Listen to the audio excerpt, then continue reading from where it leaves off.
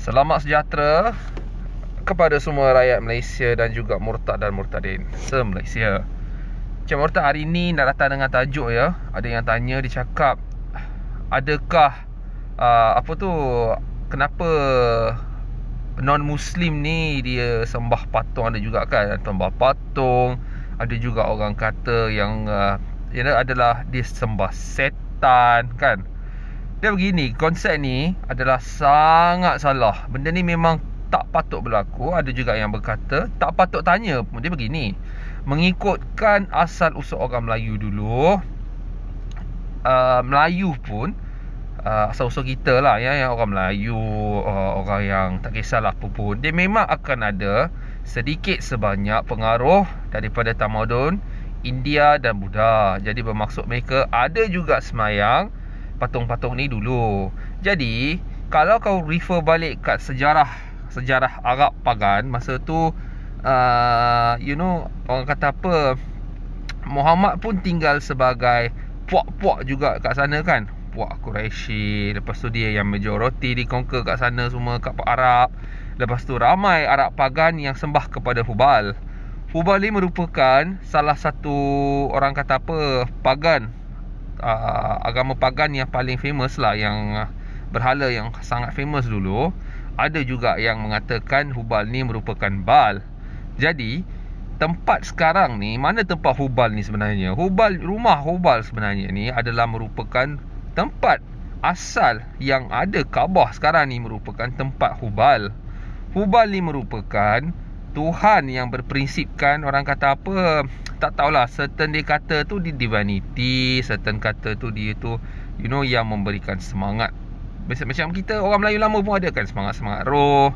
Jadi ini merupakan budaya orang Arab lama. Jadi bila Muhammad dia datang, dia conquer Mekah dulu, jadi dia ambil alih tempat Mekah ni, dia keluarkan patung daripada sini.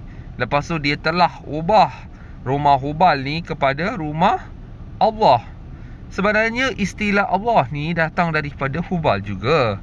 Dengan kata sekolah, disebabkan perkara Allah ni sebenarnya adalah bukan merujuk kepada, orang kata apa, hak istimewa orang Melayu sahaja ataupun hak istimewa orang Islam. Tak ada. Allah tu macam he's the God. God kan bahasa Inggeris. Jadi Allah ni adalah sebagai Tuhan. Jadi tak perlulah benda ni nak jadi dipolitikkan kan. Lepas tu dekat Hubal ni, mengikut sejarah, atas kotak, kau nampak kan ada kotak Kaabah tu. Dalam Kaabah tu apa yang ada sebenarnya? Dekat kalau tanya dekat non-Muslim ni, non-Muslim sebenarnya ramai yang tak tahu apa yang dalam Kaabah ni. Kaabah ni sebenarnya dia kosong dalam tu. Ada 3 tiang. Tiang tu diperbuat daripada kayu dan juga emas.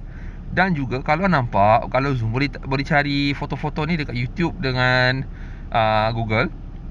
Dia ada pelita-pelita dan minyak-minyak wangi dan minyak lama pelita kat atas tu. Jadi unsur-unsur patung dan pepatung ni semua dah dikeluarkan dulu, dah lama lah ya. Jadi Islam sekarang ni yang ada dekat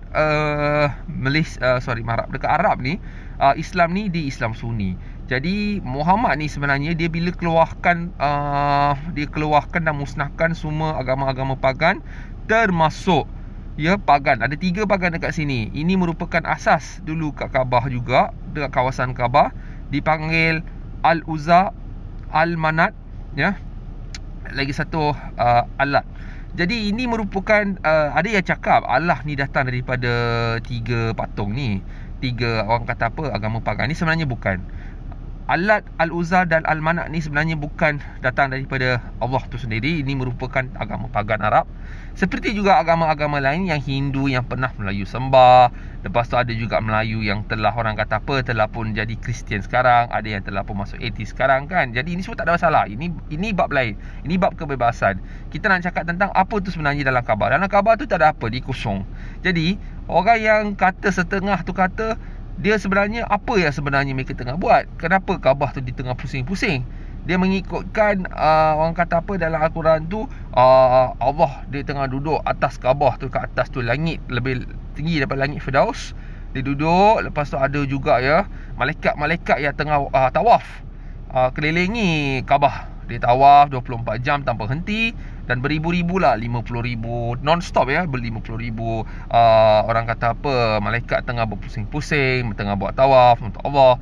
Jadi yang bawah tu pula bila orang buat tawaf pusing-pusing ni, jadi dia macam orang kata apa, benda yang sepatutlah. Sebab ada yang menyatakan Kaabah ni merupakan pusat dunia pun ada juga.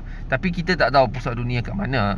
Jadi sebenarnya kalau Melayu kata orang bukan Islam menyembah berhala merupakan berembah syaitan, dia bersembah syaitan.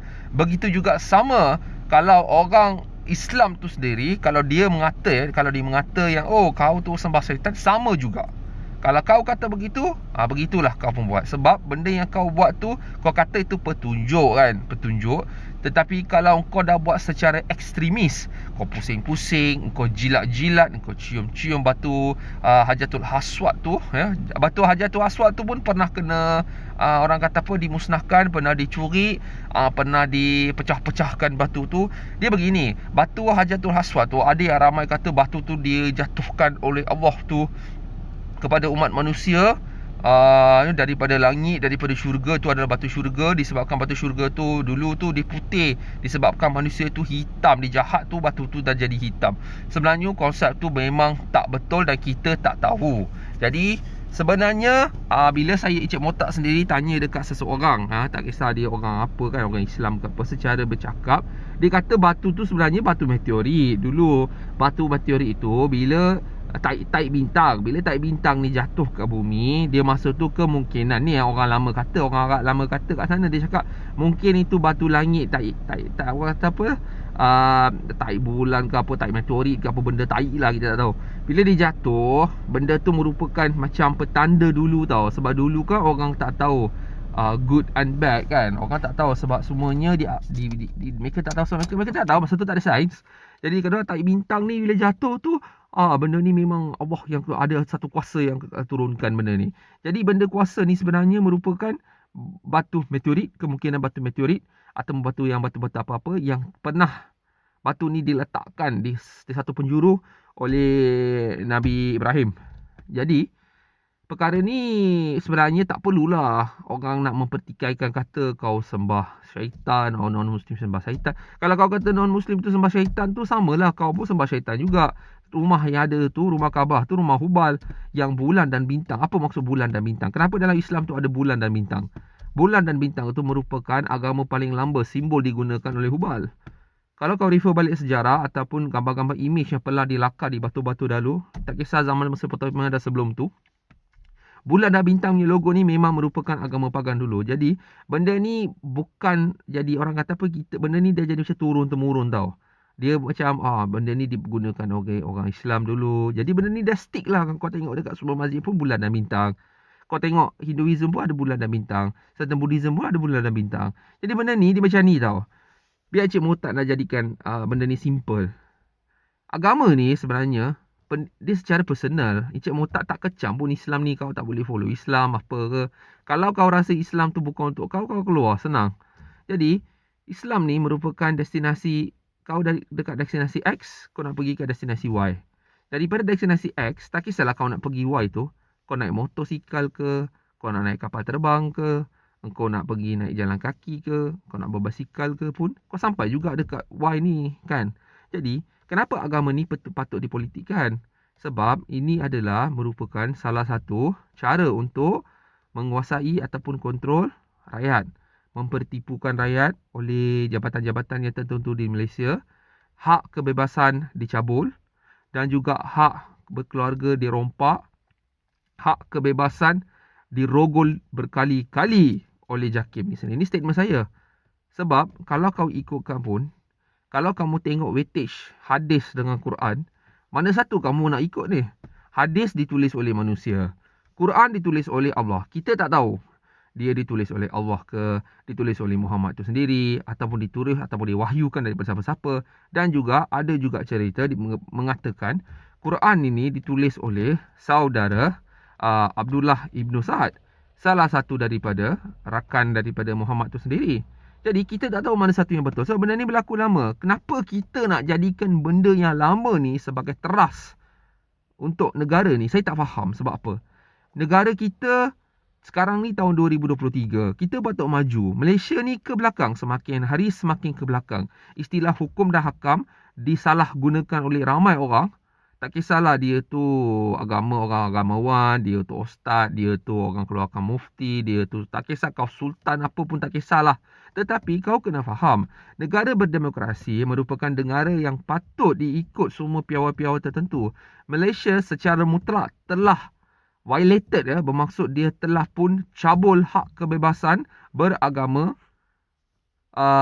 bersuara, hak kebebasan untuk berkeluarga, hak kebebasan untuk beranak, bermaksud Melayu dengan bukan Melayu tak boleh kahwin.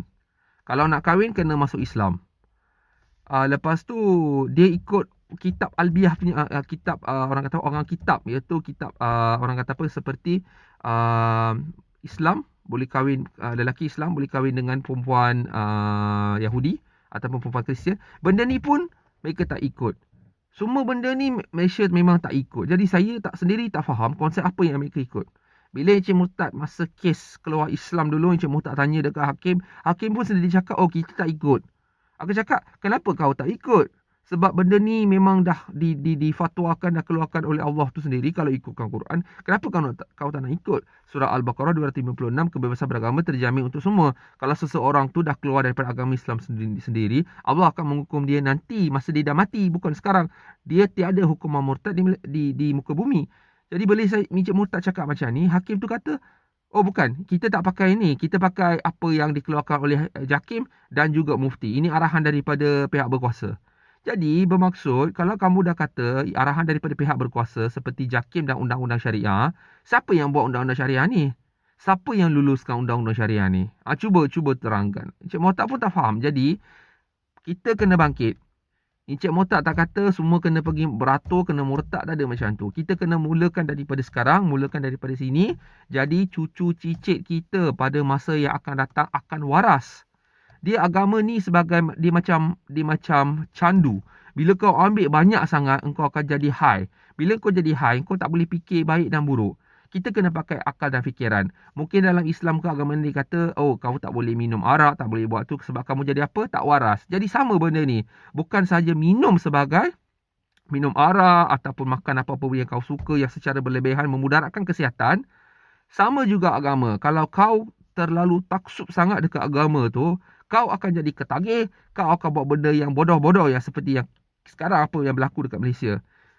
Apa yang terjadi kepada keluarga Indira Gandhi. Sampai sekarang ni tak ada case settlement. Anak tu pun dah dimasuk Islamkan. Ikutkan, memang tak boleh paksa anak masuk Islam. Sama juga dengan keluarga Loh. Kita pun tak tahu berapa ramai lagi yang kes tertutup.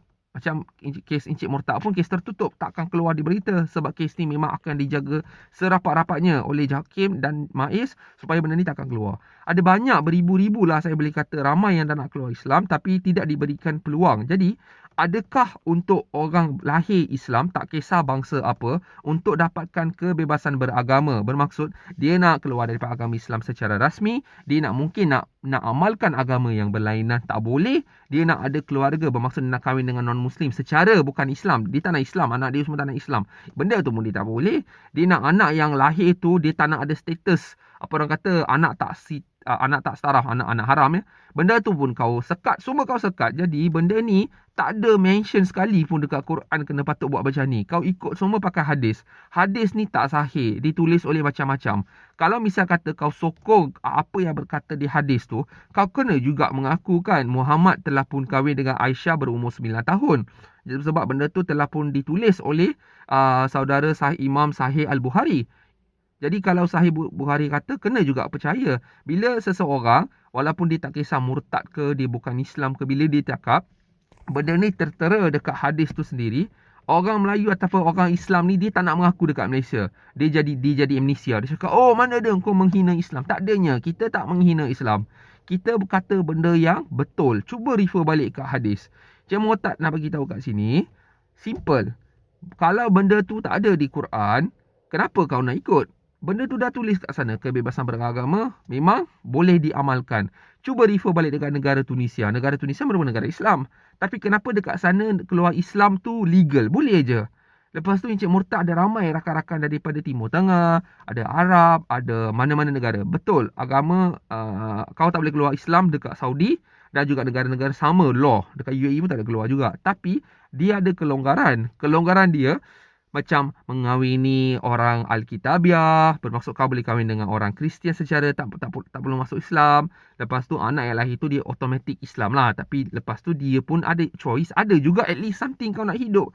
Dekat Malaysia ni, dia dia jual pakai agama. Dia jual agama Islam. Kau masuk Islam, aku bagi kau 3,000. Kau masuk Islam, aku bagi duit. Aku bagi kerja. Aku bagi kerja kerajaan. Aku bagi duit zakat. Aku bagi itu, bagi ni. Memang benda ni salah. Bercanggah dengan Islam tu sendiri. Jadi, Cik Murtad nak kata dekat sini, setiap orang rakyat Malaysia yang telah pun rasa dia tak agama Islam tu tak sesuai dengan dia, Encik Murtad sarankan kau buat apa yang kamu patut. Itu saja. Ikut hati, ikut selera. Tu aja. Kau tak payah nak takut. Jangan takut dekat polis.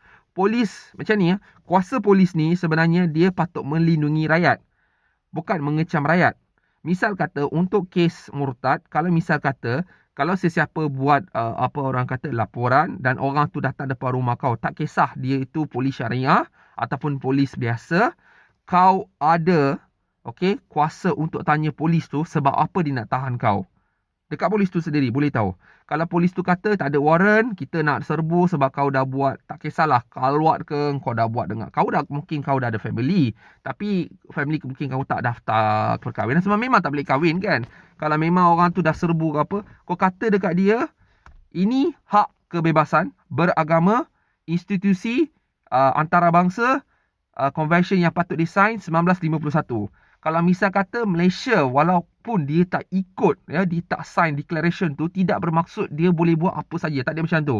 Perkara ni adalah sangat serius. Sesiapa yang langgar hak kebebasan, individu beragama, tak kisah dia bangsa apa, beragama, hak berkahwin, hak ada anak ataupun tinggal serumah, benda ni merupakan serious violation yang sangat-sangat serius. Benda ni boleh dibawa ke Mahkamah Antarabangsa dan juga Mahkamah Federal untuk dikaji balik, untuk disiasat.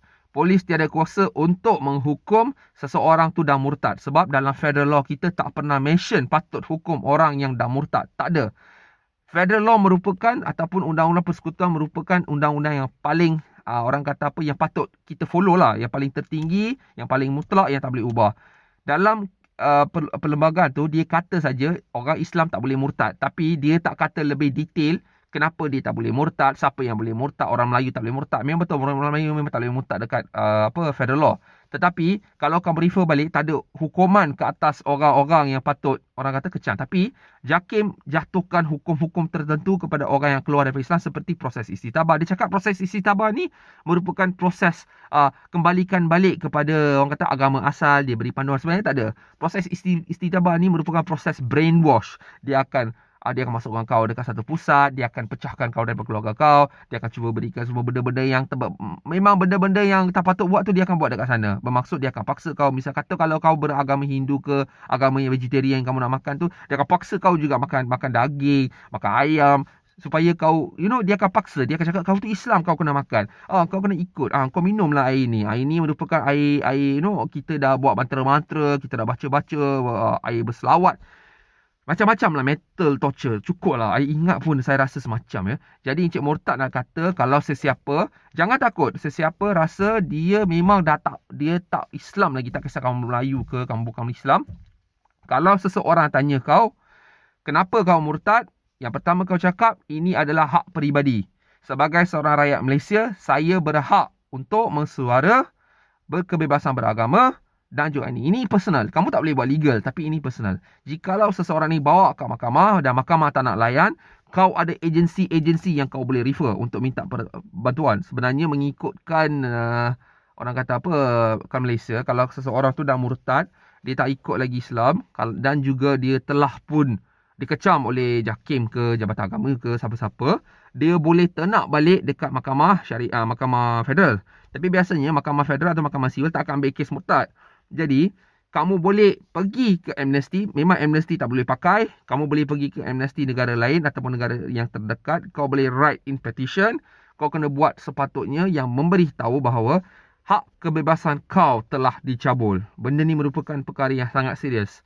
Daripada sana, ada proses kedua, nanti Encik Murtad akan bagi tahu tu dekat video yang asing. Jadi Encik Murtad nak bagi tahu kat sini, pertama, kau jangan pandai-pandai nak keluarkan kenyataan seseorang yang sembah bukan daripada Allah tu, dia merupakan syaitan ke apa sembah tu, memang salah walaupun dia dah mohon maaf ke apa, itu cerita lain. Jangan keluarkan benda yang begitu.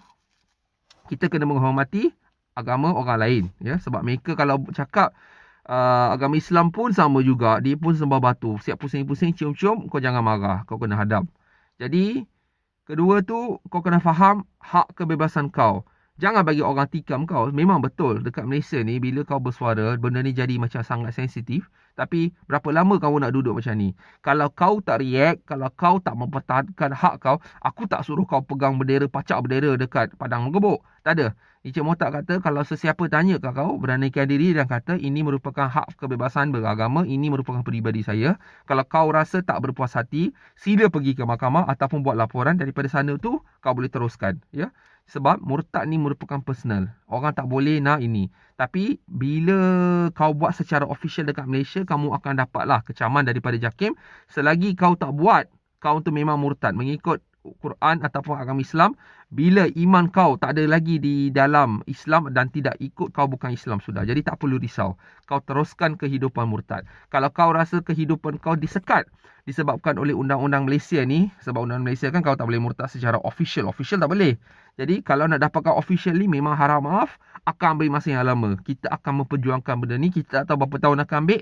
Kita dah semai benih ni akan jadi pokok satu hari. Pokok ni akan berbuah. Jadi kita tunggu, ya. Jadi sekian tu saja untuk hari ini.